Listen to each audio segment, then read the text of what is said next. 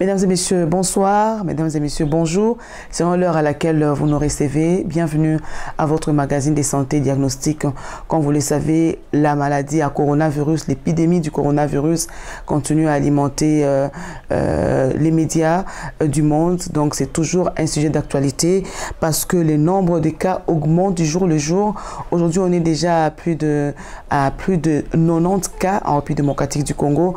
Ça fait peur, comme je le dis, mais si nous respectons les règles d'hygiène, si nous respectons les normes des distanciations sociales, nous pourrons éviter la propagation à grande échelle de cette maladie. Nous avons parlé déjà, nous sommes aujourd'hui à notre troisième numéro consacré au coronavirus. Nous avons parlé de représenter l'état de lieu de cette maladie. Nous avons parlé de la prise en charge, de la prévention, de l'apport même de certains partenaires du gouvernement congolais, notamment l'UNICEF. Et aujourd'hui, nous allons mettre l'accent sur un autre aspect qui va certainement vous intéresser et qui va vous tiquer parce que on n'en parle pas souvent. Il s'agit de l'aspect alimentaire et nous recevons pour vous Monsieur Paul Kound Kaboy. Il est nutritionniste diététicien. Avec lui, nous avons fait plusieurs émissions sur la santé alimentaire, sur les régimes alimentaires, sur plusieurs choses liées à la nutrition. Et aujourd'hui, nous parlons de l'aspect alimentaire dans la prise en charge et même dans la prévention du coronavirus qui n'épargne personne sur son chemin. Il a plusieurs aspects que nous allons aborder et nous consacrons toute cette émission à lui. Monsieur Paul Kound Kaboy, merci d'être là. Bonjour et merci de votre disponibilité. Vous êtes spécialiste en nutrition et vous nous avez édifié pendant plusieurs émissions, plusieurs mois, plusieurs années sur la nutrition en RDC. Aujourd'hui, comme je l'ai dit, nous abordons un autre sujet. Un autre aspect, toujours dans le cadre de la lutte contre le coronavirus, nous mettons l'accent sur l'aspect alimentaire. Qu'est-ce que vous nous apportez en rapport avec cet aspect? Merci beaucoup, madame. Avec une petite correction de mon nom, c'est M. Paulin. Paulin, Paul. Ça revient au même. Oui, merci beaucoup. Et je suis content et heureux que vous puissiez me recevoir pendant le temps difficile où le monde entier est sous cette pandémie qu'on a dénommée la crise mondiale sanitaire. Et vous avez déjà donné les motivations qui fait que nous puissions nous rencontrer. Il y a ceux qui m'ont précédé, qui ont parlé de l'aspect de prévention, de mesures hygiéniques. En commençant d'abord, pour commencer cette émission, je remercie d'abord le chef de l'État, Félix-Antoine Tshisekedi, pour son amour de son pays. Il a montré que c'est un bon monsieur et il est patriote, il aime bien le pays. Quand je fais un pas en arrière, à la rentrée scolaire de cette année, il a montré son patriotisme. Il a réduit aux ménages la charge qui les écroulait avec la prise en charge des enseignants. Et aujourd'hui, ce petit budget précaire qu'on engageait à l'enseignement vient aider les familles. Mais la situation n'a pas changé. Et aujourd'hui, les mêmes citoyens, le premier citoyen de la République, nous avons vu sa volonté politique quand il s'est engagé dans la lutte d'Ebola. Il s'est levé, il a dit que ça doit s'arrêter. Il nous a invités tous pour s'engager dans cette lutte. Nous avons vaincu Ebola à l'Est. Et aujourd'hui, il y a cette pandémie qui est en train de ronger, de détruire les nations. Et si je viens avec l'aspect alimentaire, quand on parle de l'alimentation, c'est à plusieurs niveaux. L'alimentation vient de la nature. L'alimentation vient de la nature. Et aujourd'hui, nous avons vu la prise en charge médicale. Dans la prise en charge médicale, le chef de l'État nous a donné la ligne de conduite. Chacun doit se mettre debout, doit se lever. Chacun en ce qui le concerne. Celui de l'agriculture, celui de l'économie, ceux qui gouvernent de province, chacun à son niveau. Il a invité même les leaders communautaires, les responsables des confessions religieuses. Moi, j'ai vu des scientifiques, les pharmaciens qui sont en train de se battre. Tantôt à Lumbashi, on dit ça. Il y a à l'université de Kinshasa, à la faculté de médecine. Chacun se bat à son niveau. J'ai dit que non, mais nous sommes ce que nous mangeons. Il y a à peine, quand il y a eu agitation de la ville de Kinshasa, et la ville voulait même se déchirer, c'était lié à quoi? Chacun se posait qu'est-ce qu'on doit manger.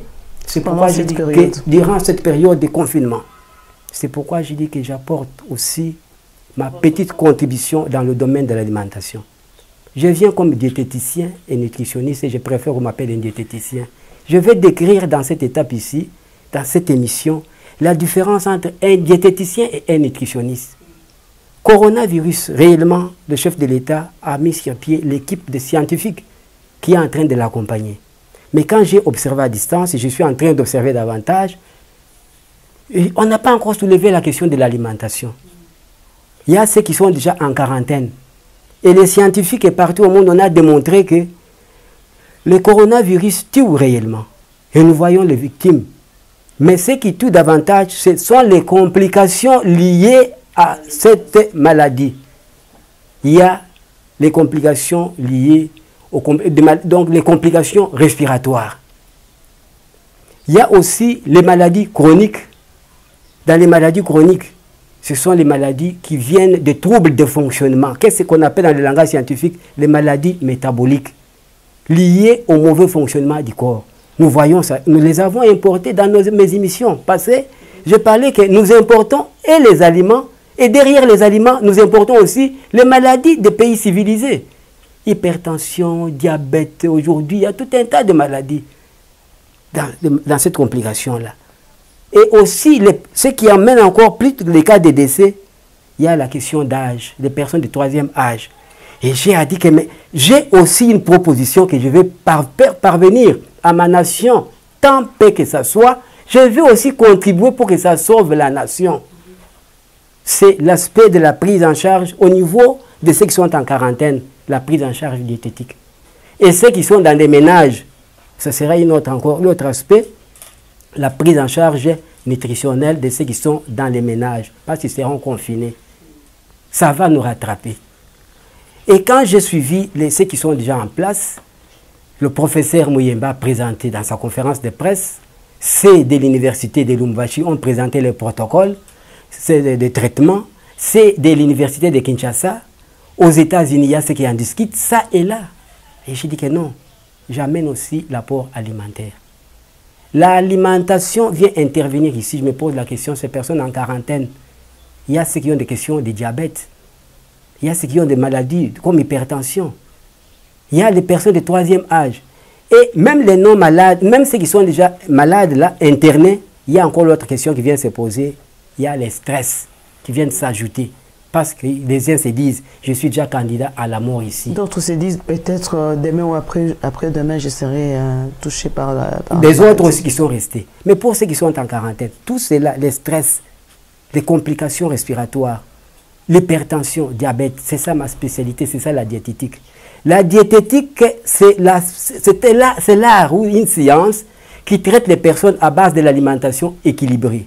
Je n'utilise pas les produits pharmaceutiques, mais j'adapte l'alimentation à vos besoins. Santé, oui. Quand les pharmaciens ont dit qu'ils utilisent la chloroquine, c'est là ils ajoutent aussi les antioxydants. Les antioxydants, pour eux, ce sont les produits synthétisés de l'usine pharmaceutique. Mais ils tirent où? Même cette chloroquine vient d'où? Ça vient de la nature, des branches d'arbres, des pays tropicaux. C'est ainsi que moi je dis que non. Quand vous voyez bien le fonctionnement du corps, il y a la résistance du corps, ce qu'on appelle l'immunité, la défense naturelle de l'organisme. Et aujourd'hui, nous sommes en état de crise. Pourquoi cet état de crise? Ce sont les résultats de la mondialisation. J'ai toujours dit ici, j'insiste, j'ai ramené des gens, je crois la dernière émission, madame, je vous ai parlé que nous devons retourner, je ramène les gens à l'alimentation traditionnelle. Aujourd'hui, il y a l'état de crise sanitaire mondiale. Il y a aussi l'état de crise dans la perte de l'identité alimentaire. Nous mangeons n'importe quoi et aujourd'hui, voici le résultat. Le corps manque l'immunité naturelle. Quand Dieu a créé ce monde, chaque mot a son contraire. Il y a la lumière. Et quel est le contraire de la lumière? Les ténèbres. Et quand il y a des virus, quel est le contraire des virus? L'antivirus. Il y a des antivirus. Mais aujourd'hui, pourquoi que le corps ne résiste plus? Le corps devient faible devant antivirus. On dit que c'est un virus qui s'est rébellé. Je vais vous révéler une chose ici. C'est un secret et je donne aux scientifiques. J'invite mes collègues de biochimie qui ont fait la biologie, qui ont fait la chimie, qui ont fait l'écologie. En Europe aujourd'hui, on parle de nutri écologie, la nutrition liée à l'écologie. Nos collègues qui ont fait l'agronomie, nous devons revoir des choses. Mais pour ceux qui sont en quarantaine aujourd'hui, je reviens sur la chose, ils ont besoin d'une alimentation spéciale. Je crois que mon apport est que je vais déjà donner quand même mon protocole après mes recherches. Je suis un diététicien et je suis fier de ce que je suis. Je suis en train de faire. Je suis plusieurs personnes aujourd'hui à domicile. Je fais l'accompagnement à domicile. Tous ceux qui sont dans ces cas-là, d'AVC et autres, qu'ils m'invitent, je vais les accompagner. Mais pour ce cas ici, je souhaite aussi qu'on m'intègre dans l'équipe d'experts congolais. J'ai démontré de quoi je suis capable. J'ai participé avec l'Union africaine et le Programme alimentaire mondial et le ministère du Plan dans l'étude du coût de la faim en 2014. J'étais sélectionné parmi aussi les experts congolais. Je viens de terminer aussi avec le professeur Mouyeb, que j'appelle aussi mon collègue, l'équipe de travail. Nous venons de terminer l'étude qu'on vient de mener, l'étude fin zéro en RDC, avec le ministère du Plan. Le professeur Mouyembe, un éminent professeur que j'ai loué, son humilité, sa simplicité, il a dirigé l'étude. Mais nous avons travaillé ensemble. Mais aujourd'hui, qu'est-ce que moi je propose? Voilà. Je souhaite qu'on puisse associer un diététicien. Parce que quand on vous prescrit des médicaments, quel conseil qu'on vous donne? Prenez les médicaments, d'abord mangez avant de prendre les médicaments. Mais ces gens-là vont manger quoi? Parce qu'il y a des principes. Dans l'alimentation, maintenant je parle en diététique, je vais adapter à chaque état. Les gens qui ont des complications respiratoires, parce qu'il y a des asthmatiques qui sont internés là. Il y a aussi les gens qui ont une complicité de maladies respiratoires, des gens qui ont aussi des rhumes et autres. Ça nécessite des techniques spécifiques.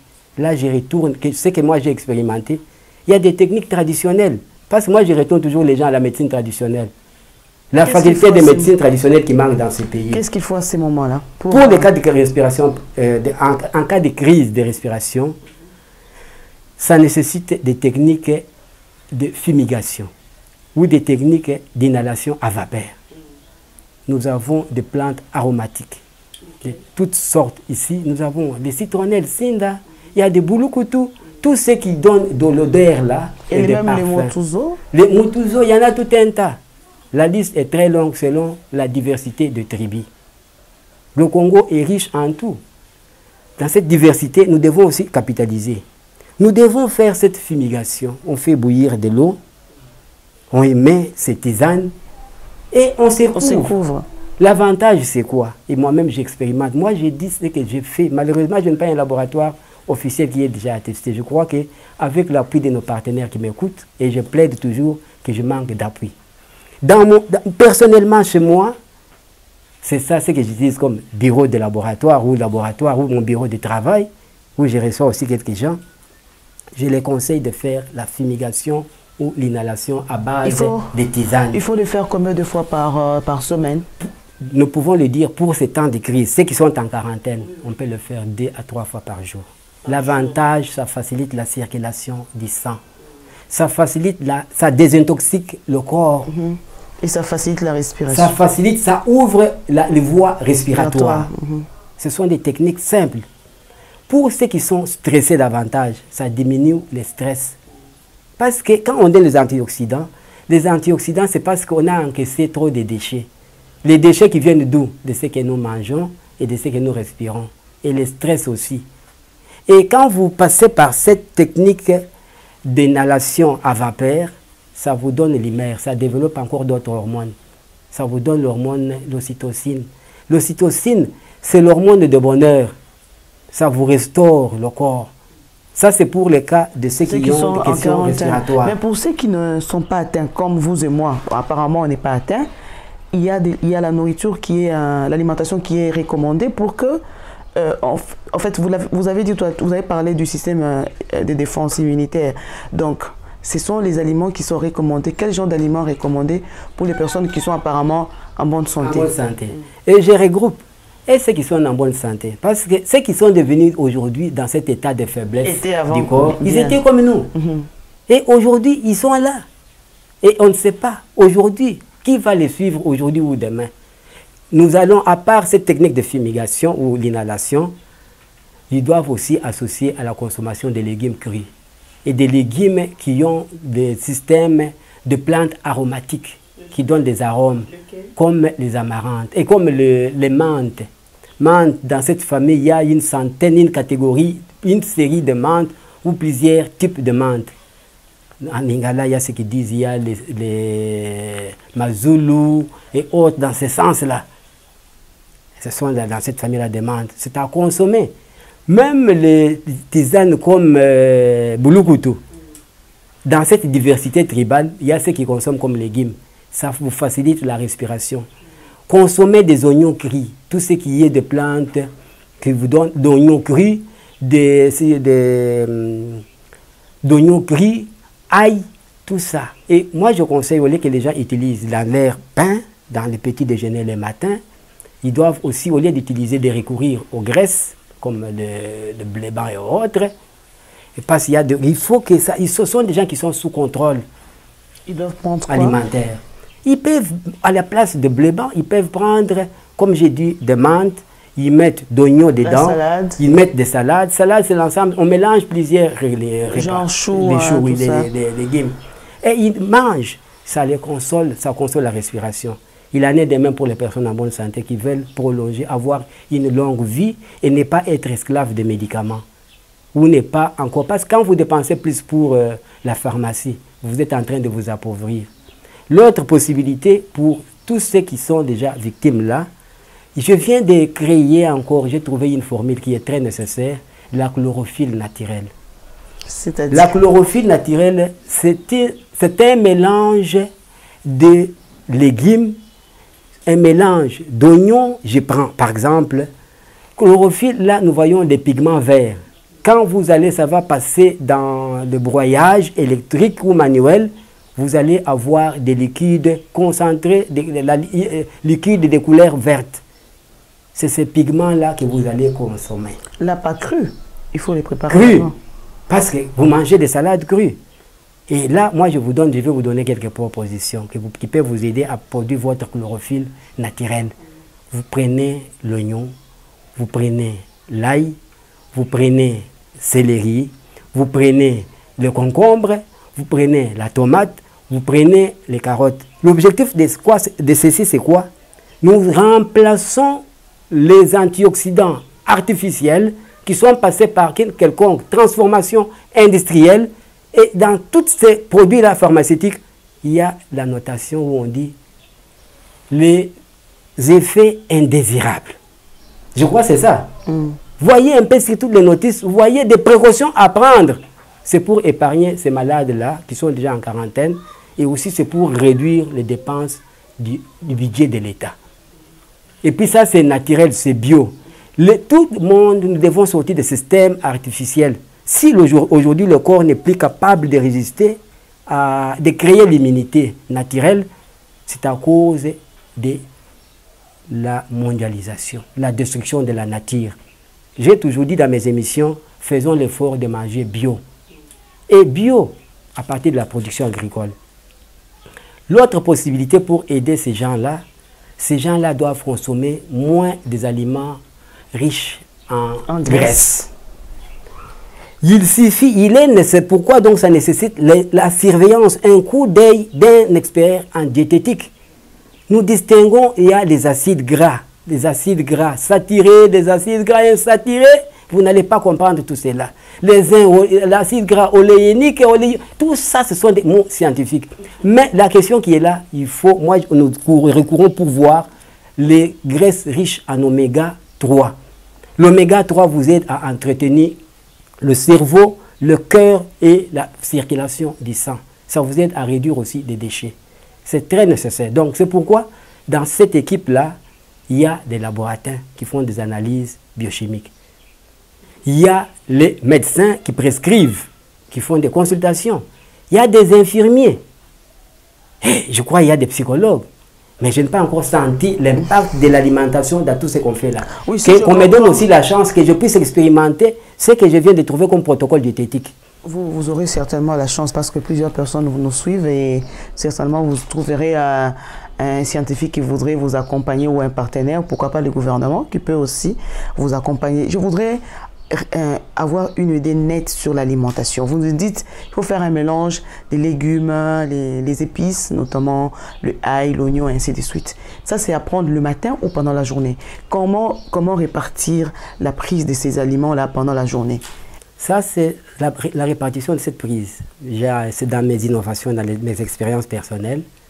Et je conseille la majorité des personnes de commencer d'abord la journée avec l'eau. L'eau, c'est pour d'abord redonner la vie. Parce que le temps de 12 heures de nuit, c'est 12 heures de nuit. Oui, bon, quand il y a 8 heures de sommeil, les 8 heures de sommeil, le corps est en inertie totale. Nous sommes presque demi-morts ou 3 fois morts. Le corps est immobilisé. Et quand vous prenez 1 à 2 verres d'eau, c'est ça donc le début de la journée. Et on conseille de prendre, et pour les personnes malades et pour les personnes normales, minimum un demi-litre d'eau.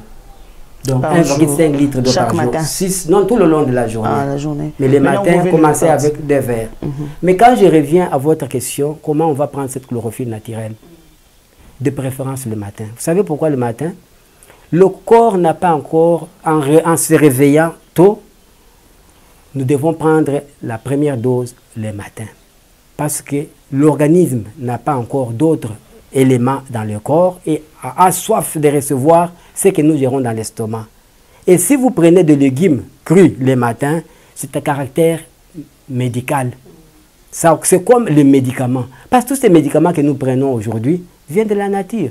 Et ça passe par une quelconque transformation industrielle. Et moi, je conseille que les gens puissent prendre les éléments nutritifs là, à l'état actif, à l'état naturel. Oui, et la journée? Et la journée, vous pouvez encore prendre à midi et le soir. Les associer à autre chose ou bien les associer, et quand vous prenez le matin, les jus là, je peux prendre. Donc c'est comme les aliments, la nourriture. Dans ce temps-là, on prend sous forme de boisson, sous forme de jus. Donc vous pouvez prendre le pain, matin, midi, soir, ça dépend de votre appréciation. Oui, quel est l'aliment recommandé? Je ne veux pas seulement qu'on s'attarde sur les personnes qui sont en quarantaine, mais aussi pour toutes les personnes, parce que le corona concerne tout le monde, même pour ceux qui sont apparemment en bonne santé. Quel est l'aliment qui est recommandé? C'est-à-dire, vous nous avez toujours recommandé d'avoir une alimentation équilibrée, c'est-à-dire il faut qu'il y ait les poissons, la viande blanche par exemple, la viande des volailles, c'est ce que vous nous recommandez, et de prendre peu la viande, la chair rouge, parce que la chair rouge, on est exposé à plusieurs choses. Ajouter à cela les légumes, on peut mélanger, on peut prendre les foufous, on peut prendre les riz, tout dépend du moyen que dispose une personne pour son alimentation. Alors, je voudrais savoir pour chaque personne, à midi, par exemple, il faut prendre quoi et qu'est-ce qu'il ne faut pas prendre? Qu'est-ce qu'il faut prendre, qu'est-ce qu'il ne faut pas prendre? Et aussi pour les personnes qui sont en quarantaine. Ok, pour ceux qui sont en quarantaine, mais il y a aussi l'aspect de ceux qui sont à domicile. Ceux qui sont en quarantaine doivent prendre une alimentation normale. Ça dépend de l'état de chacun. S'ils sont à l'état critique, on peut les alimenter aussi par sonde.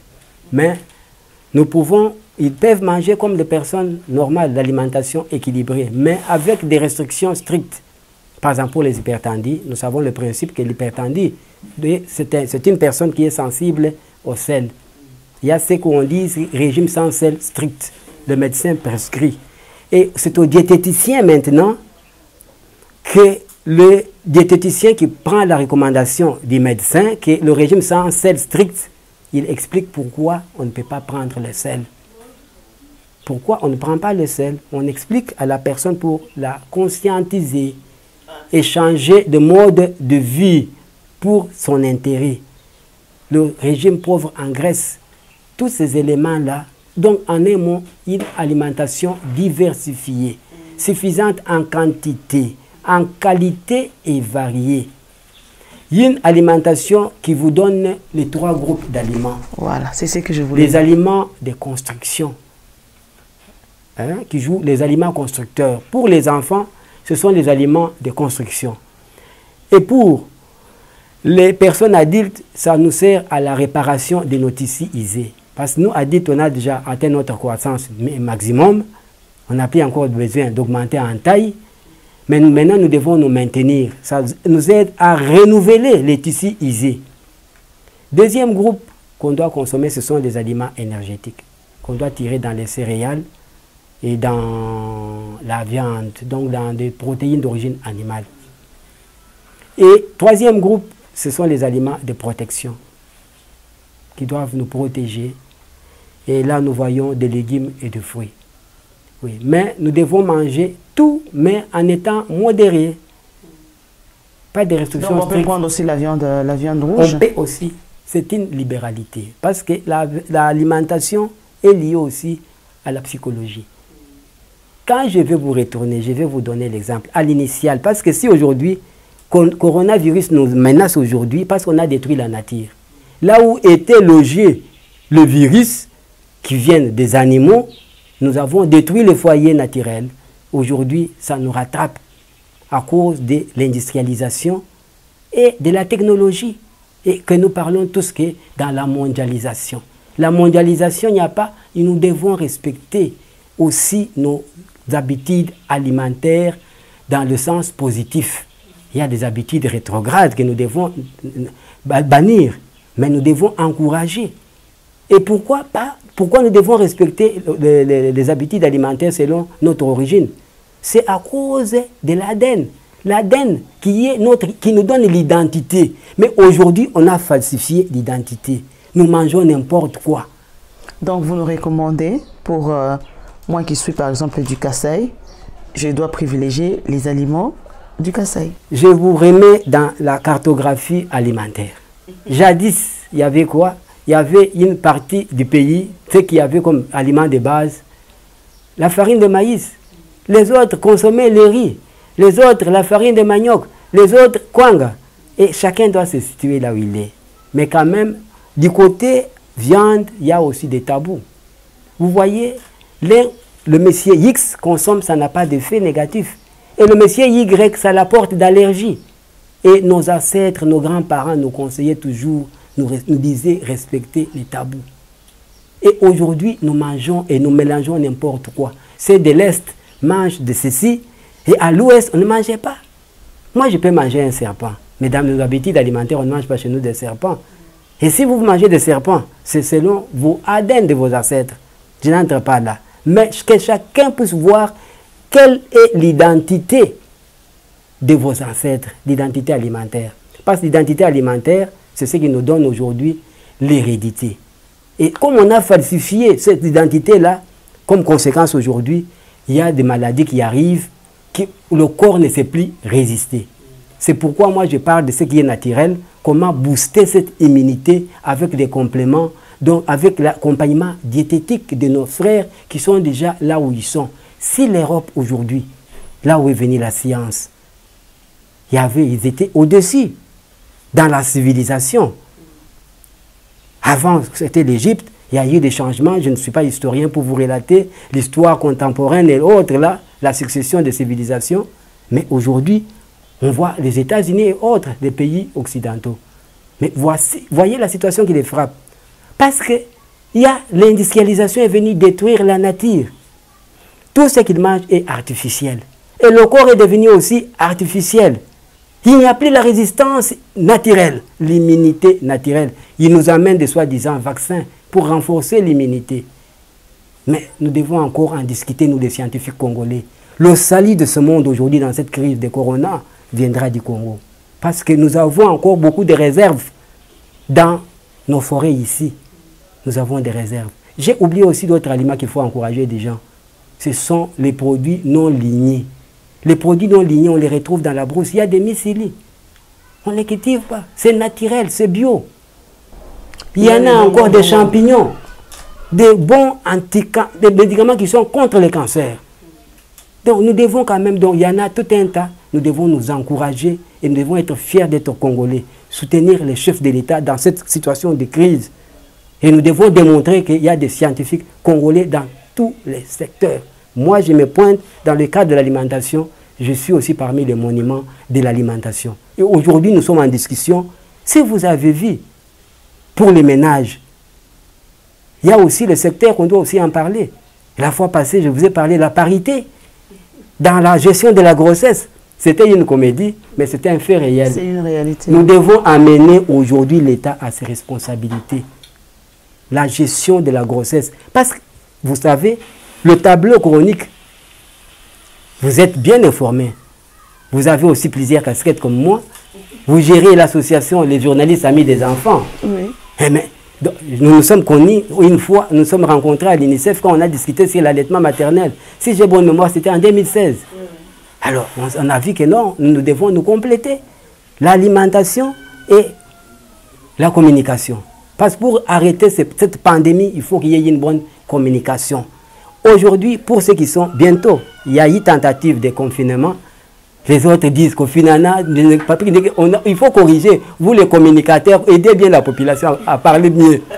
Et quand on dit en français confinement, les gens disent en anglais que non, confinement. Non, confinement, c'est ça donc, c'est l'attroupement qu'on refuse. Justement, c'est ce qui va c'est ce que les chefs de l'État refusent.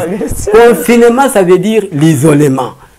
Mais si ça devient l'isolement total aujourd'hui, vous avez vu quand le gouverneur de la ville-province de Kinshasa, un bon patriote que je félicite aussi, mais il a dit, il nous a prévenu que le samedi 28, on devrait entrer dans le confinement. Intermittent, je ne sais pas, les francophones ont plusieurs intermittent. Confinement pour un temps. 4 jours, 2 jours qu'on sort. Intermittent. Voyez un peu. Mais qu'est-ce qui a posé d'agitation? À la veille, je vous dis, le ménage, moi en tant que psychologue aussi, j'ai observé, je me suis mis le long de l'avenue, il y avait d'agitation. Je ne savais pas qu'est-ce qui se passe au niveau des grandes artères. On me dit que non, là, il y a l'agitation, les gens sont en train de se ravitailler. Mais moi, je me suis posé la question. Parce que moi aussi, j'ai déjà sous cette pression par mes enfants. Ils me disaient que papa, nous devons le faire. Nous serons en confinement. Alors, vous savez, c'est l'état de précarité des Congolais. La malnutrition chronique qui date... Si vous voyez la situation nutritionnelle, scientifiquement, ça ne vient pas de moi. EDES, enquête démographique de santé, ça nous donne quel résultat? Mixte 1 et 2, ça nous donne quel résultat? 43,3% d'enfants souffrent de la malnutrition chronique en RDC. Autrefois, le malheur aussi est bon. Et aujourd'hui, ce qui a créé d'agitation, on puisse arrêter cette histoire de confinement, la mesure du gouverneur de la province de la ville-province de Kinshasa, c'est à cause de la précarité. Dans des maisons, nous allons manger quoi? Tokosa la nini. C'était l'agitation. L'agitation, là, c'est ce qu'on appelle dans le domaine du genre, on dit les violences basées sur les genres. Les violences basées sur les genres, il y a eu d'abord, ça commence par des violences verbales. Il y a eu des échanges de paroles. Je vous dis, sans se cacher des mots, nous devons nous parler. Entre l'homme et la femme. Je crois qu'il y a eu aussi des violences physiques. En France, j'ai suivi RFI qui dit que les violences domestiques ou conjugales viennent d'aller de 10% à 75%. Là, je ne sais pas sur quel indicateur ils utilisent. Mais nous sommes dans les pays qui n'ont pas de moyens pour essayer d'évaluer. Mais moi, je crois qu'on a dépassé 100%. Parce que chacun de nous, les mamans, se battaient comment nourrir les enfants. C'est cette question qui se pose jusqu'à ces jours. Oui, mais je crois que nous serons obligés d'être confinés parce que les nombres de cas augmentent du jour le jour. Et on a remarqué, si la population respectait les règles d'hygiène, peut-être qu'on n'arrivera pas au confinement. Mais les gens ne respectent pas. Regardez, si vous faites un petit tour dans la ville, la nuit, vous serez étonné. Les gens sont côte à côte, ils ne voient pas les dangers qui les guettent. Alors je crois qu'avec le confinement, certes, ça va nous demander beaucoup d'argent, mais je crois que ça peut quand même résoudre un certain nombre pour qu'on réduise les taux de contamination. C'est une très bonne mesure du point de vue politique. Mais chacun de nous a ses responsabilités. Cette agitation date de longtemps, mais nous avons fait sourd d'oreille. Les scientifiques nous ont parlé sur les statistiques et les statistiques sont là. Et je crois que le moment arrive où nous devons donc nous parler, regard croisé, sans tabou ici au pays. Mais je reviens encore sur les responsabilités du chef de l'État. Je le félicite. C'est un homme brave, mais nous devons, nous tous, dans ces cas ici, le cardinal de la province de l'archidiocèse de Kinshasa, il a bien dit, ça nécessite, c'est bon. Il lui a souhaité qu'il y ait confinement intégral avec des mesures d'accompagnement d'urgence. Je viens de suivre ce matin à Madagascar, il y a distribution de nourriture. C'est ce qui est prévu aussi. Il y a distribution aussi des bons. Il y aura des cantines qu'on mettra dans chaque quartier pour permettre à la population de s'approvisionner. Oui, nous allons nous approvisionner. C'est l'une des solutions. Mais n'ignorez pas que nous vivons autour du jour comme le Kino a dit. Et vous nous avez toujours recommandé, ça je risque de l'oublier avant de clôturer l'émission, vous avez toujours recommandé d'avoir un petit potager à la maison pour que, aujourd'hui peut-être que le marché, ça sera difficile que les gens puissent accéder au marché. Mais si vous avez un petit potager, un petit jardin à la maison, ça vous permet de résoudre certains problèmes. Je vais y arriver bientôt. Je propose déjà à l'immédiat, je propose au chef de l'État de me dire, nous devons maintenant, comme l'économie financière pose problème, connaissant le budget de notre État et des difficultés de la précarité de notre budget aussi, j'ai des propositions concrètes et pratiques. À l'immédiat, je propose qu'on puisse recourir à l'économie verte. Nous avons des forêts et des plaines. Au lieu de faire rester dans nos ménages confinés, sans la nourriture, je crois qu'on se confine dans la brousse pour aller faire ce qu'on appelle à l'époque quoi, la cueillette. Oui. Nous qui serons, qui vont se confiner en brousse et dans des forêts, nous allons fournir ceux qui vont rester ici. Il y a des chenilles qui sont en train de pourrir, de mourir là de vieillesse. Il y a tout un tas des insectes de toutes sortes comestibles. Il y a des légumes naturels si nous nous réfugions là. Je n'encourage pas des gens d'aller chercher des Congo comme nous l'avons vu. Mais il y a des légumes, il y a des mycélies et autres que nous pouvons aider la population. Moi, deuxième mesure, que le chef de l'État puisse nous appuyer. J'ai besoin de 1000 à 5000 patriotes. Nous sommes les révolutionnaires agricoles. Ce que moi j'appelle, les autres ont fait la campagne, des campagnes spirituelles, d'évangélisation, tout le temps passé, de veiller des prières. Moi, j'ai toujours parlé et je demande à tous ceux qui ont des personnes de bonne foi de soutenir ma vision. Ça fait depuis 2016, j'ai un jardin en pleine Gombe. C'est une colère démocratique. Je souligne bien colère démocratique. Pourquoi? Nous avons 80 millions d'hectares de terres arables. Ça fait quoi? Mais il y a de ces gens que j'ai donné des SINDA, de ceci, de cela. J'en donne aussi sur un bailleur, pas un bailleur de fonds, mais j'en donne le minimum de semences que j'ai. Je te donne une gousse gratuitement. Je te donne une gousse de variété de légumes. Moi, après chaque 3 jours, je vais à Gombe dans mon jardin. J'en donne aussi aux gens. J'en consomme 2 à 3 papayes. Donc, après chaque 2 jours, j'en récolte des papayes, j'en mange. Et j'en donne, je vous donne un fruit. Dans ce fruit-là, il y a plus de 30 graines. Quand vous plantez, ça ne demande rien. Ça va produire. Je vous donne une gousse de dongodon. Vous allez trouver 20 à 22 graines. Ça demande quoi? Ceux qui n'ont pas d'espace parcellaire, qui sont au niveau des balcons, je les demande de recourir aux cantines, aux seaux. Ils doivent m'y mettre de la terre pour produire. Et ça va produire. Ça vous produit. Donc, si nous tous nous entrons dans cette logique pendant ce temps de crise ici, moi, je ne veux pas qu'on me confine dans ma maison. Je demande au chef de l'État qu'on me confine là. On me donne, si c'est 1000 policiers ou 1000 militaires, nous nous confinons. Quarantaine, vous me donnez la durée de 60 jours. J'ai une bonne variété que j'ai amenée d'haricots niébé, qui vous produit à partir de 60 jours et vous allez récolter pendant 8 mois. Wow. Vous comprenez? Donc, quand vous serez en confinement ici, moi, je suis avec l'équipe de volontaires agricoles pour aller faire des veillées agricoles, de faire des campagnes agricoles. Là, en brousse, vous allez nous suivre. Nous allons venir avec la nourriture. À partir de 40 jours, nous serons capables de vous fournir des légumes naturels bio, ce que nous nous conseillons. Donc, le Congo ici, je crois que c'est ça la chance pour le monde. Si ailleurs on a échoué, le coronavirus a ravagé, nous ici, il y a aussi la main du Seigneur qui est là. Amen. Merci beaucoup. Vous avez tellement bien parlé, mais j'ai toujours du mal à me séparer de vous parce que plus vous parlez, j'ai tendance à vous poser des questions et en même temps, on me fait signe que le temps est arrivé. Mais j'avais une toute petite question avant que nous puissions nous séparer. Vous nous avez recommandé le ail, mais il semble que le ail, même l'oignon, pour les gens qui ont des problèmes de gastrite, ce n'est pas recommandé. À ce moment-là, est-ce qu'il y a un aliment palliatif? Et vous connaissez pourquoi il y a des effets de l'ail sur la gastrite? C'est à cause de ce qui compose. C'est comme le citron. Le citron, il y a l'acide citrique dedans. Et quand vous prenez, quand ça va dans l'estomac, ça trouve l'acide chlorhydrique de l'estomac. Ça chauffe. Le conseil, si vous commencez bien la journée, il faut respecter le fonctionnement naturel du corps. Commencez la journée avec la consommation de l'eau. Si vous prenez 1,5 litre d'eau, 6 à 8 verres, ou même plus, ça va vous aider. Ça va tamponner l'acide chlorhydrique. L'ail, c'est un aliment hein, que vous prenez à volontiers. Il n'y a pas de prescription pour dire qu'il y a quand même des cas où, là, ça devient des cas de prise en charge diététique pour ceux qui sont déjà malades, victimes. Mais pour nous, les personnes en bonne santé, nous mangeons presque tout, sans limite, mais en étant modérés.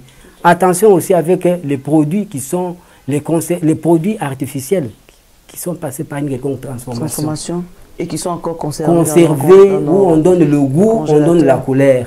Je me rappelle, il y a l'autre émission aussi, les colorants, le jour à la veille, pour venir présenter l'émission, mais j'avais peur.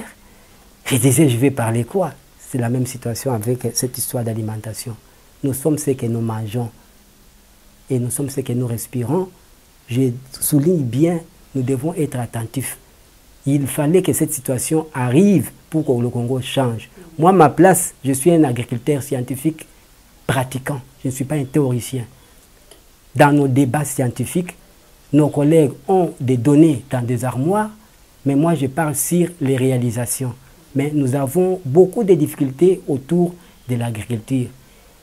Aujourd'hui, il y a aussi le problème du chômage. Si les gens ne veulent pas ce confinement-là, c'est à cause de la pauvreté. L'État engage combien de personnes et les particuliers engagent aussi combien avec cette démographie galopante. Je crois que nous devons recourir à l'économie verte pour créer nous-mêmes, être patrons de soi-même. Arriver à l'autonomie alimentaire, comme le chef de l'État l'a bien souligné. Les minéraux nous ont amené des conflits et la guerre. Mais aujourd'hui, nous devons recourir à la sécurité alimentaire, à la terre. Aucune richesse ne dépasse la terre. Merci, M. Paulin Kound-Kaboy. Je corrige, hein, ce n'est pas Paul, c'est Paulin. Oui, c'est vrai, oui. Même si ce sont les noms de même groupe. Merci à vous d'être là. Merci de nous avoir donné les informations nécessaires sur la prise en charge du coronavirus sur le plan alimentaire, sur l'aspect alimentaire, comme vous l'avez dit. Mesdames et messieurs, nous mettons fin à cette émission et je rappelle que nous avons parlé du coronavirus qui bat son plein en République démocratique du Congo. On est déjà à plus de 90 cas et on craint que nous puissions atteindre un grand nombre et on souhaite que ça ne puisse pas être le cas. Si nous respectons les règles d'hygiène, si nous respectons aussi les règles alimentaires, il faut manger bio comme M. Paulin l'a dit, il faut faire un mélange, on peut faire un petit potager à la maison et on a des légumes, faire des légumes notre nourriture des bases, le mélanger avec, comme on l'a dit tantôt, avec l'oignon, l'ail et les broyer, en faire un jus et les mélanger avec d'autres aliments que nous mangeons le matin, l'après-midi et même les soirs. Si nous respectons toutes ces règles, nous aurons un système de défense très fort et même si la maladie nous attaque, elle va partir de soi parce que le système immunitaire est très fort dans notre organisme. C'est de ça que nous avons parlé avec notre invité de ce 3e numéro consacré au coronavirus. Je rappelle que M. Paulin Kound-Kaboy, il n'est pas présenté pour ceux qui suivent régulièrement notre émission, mais pour ceux qui nous ont suivis seulement aujourd'hui, je rappelle que c'est un diététicien, il est nutritionniste, mais lui préfère qu'on l'appelle nutritionniste. Mais diététicien, madame. Diététicien plutôt, mais il a tous les atouts. Il nous a dit que si les gouvernements, les chefs de l'État ainsi que les partenaires lui donnaient les moyens avec 1000 volontaires, ils pourront aller en confinement au champ et nous produire au bout de 60 jours de la nourriture bio pour la population. Merci à vous d'être là, messieurs. Merci aussi à vous qui nous avez suivis. Merci également à l'équipe technique qui a permis que nous puissions nous présenter chez vous. Restons à la maison, respectons les règles d'hygiène, mangeons comme il se doit pour que nous soyons en forme. Merci à vous et à très bientôt.